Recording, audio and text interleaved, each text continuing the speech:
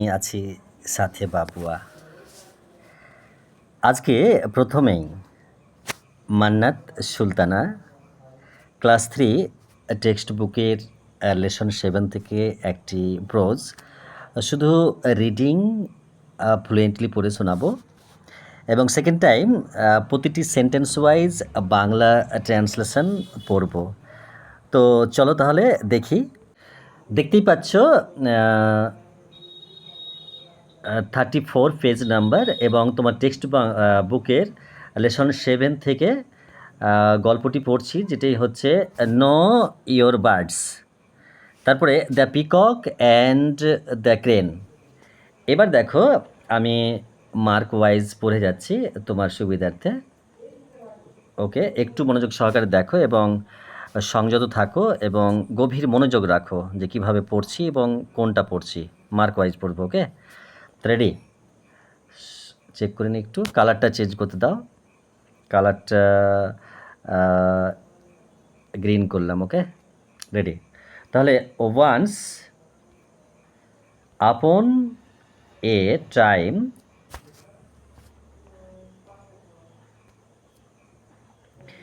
a peacock lived in a forest beside a lake. He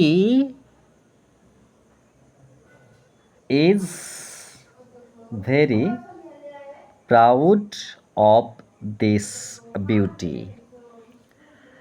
Every day he used to go to the lake. Extremely sorry. He was very proud of this beauty. Every day he used to go to the lake. There he looked at his own reflection in the water. Oh, what a beautiful bird am I! My feathers and wings are so beautiful. He used to say to himself. শুরু করছি, 1 second. আর দ্বিতীয় paragraph mark করে নিই। One day a crane came to live by the lake. The peacock saw the crane. He murmured, a new visitor is here to stay. I must go and introduced myself to him. So the peacock walked to the lake. The crane was busy there. He was catching fish for lunch.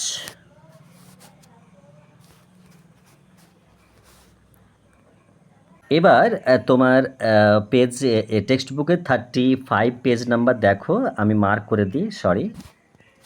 এই যে এই মার্কটা দেখে নাও, page number মিলিয়ে রাখো। ওকে, এরপর প্যারাগ্রাফটা দেখো, এখানে আমি ম্যাক্সিমাইজ করে নিচ্ছি। দেখো, একটু ডিপলি দেখো, বুঝতে পারবে। আর সংযত রাখো নিজেকে, তাহলে পড়তে সুবিধা হবে, বুঝতে সুবিধা হবে। ওকে, আর বুঝে বুঝে অবশ্যই পড়বে কিন্তু। রেডি?